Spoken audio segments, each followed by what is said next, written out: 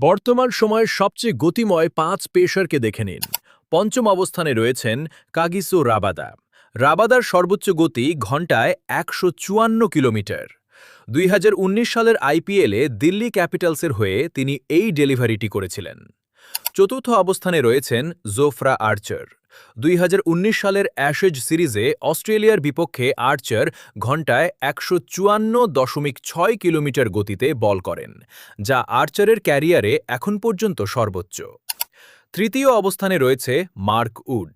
২০২২ সালে পাকিস্তানের বিপক্ষে মার্ক উড ঘন্টায় ১৫৬.২ কিলোমিটার গতির বল করেন, যা এখন পর্যন্ত উডের সর্বোচ্চ। দ্বিতীয় অবস্থানে রয়েছেন অ্যানরিক নরকিয়া।